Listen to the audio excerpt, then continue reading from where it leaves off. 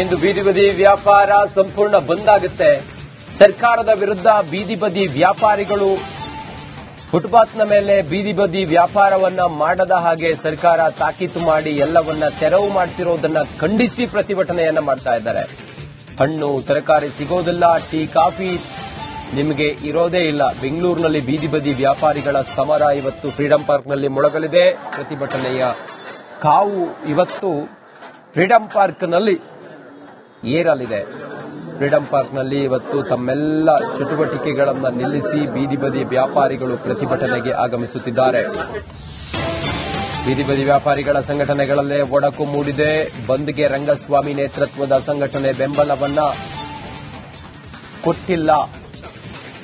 ಎಲ್ಲವೂ ಸಿಗುತ್ತೆ, ಎಲ್ಲವೂ ಓಪನ್ ಅಂತ ಹೇಳಿ ಸಂಘಟನೆ ಹೇಳಿದೆ. ಇತ್ತ ಕರುನಾಡು ಬೀದಿ ಬದಿ ವ್ಯಾಪಾರಿಗಳ ಸಂಘಟನೆ ಬೆಂಬಲ ಕೊಟ್ಟಿದೆ. ಇವರಲ್ಲೇ ಎರಡು ಸಂಘಟನೆ ಬಂದ್ ಮಾಡೇ ಮಾಡ್ತೀವಿ ಅಂತ ಹೇಳಿ ಕರುನಾಡು ಸಂಘಟನೆ ಹೇಳಿದೆ. ಜಂಟಿ ಹೋರಾಟ ಸಮಿತಿಯಿಂದ ಬಂದ್ಗೆ ಕರೆ ಕೊಡಲಾಗಿದೆ. 6 ಸಂಘಟನೆಗಳು ಜಂಟಿಯಾಗಿ ಹೋರಾಟಕ್ಕೆ ಕರೆ ಕೊಟ್ಟಿದ್ದಾವೆ. 12 ಸಂಘಟನೆಗಳ ಪೈಕಿ 6 ಸಂಘಟನೆಗಳಿಂದ ಮಾತ್ರ ಬೆಂಬಲ ವ್ಯಕ್ತವಾಗಿದೆ.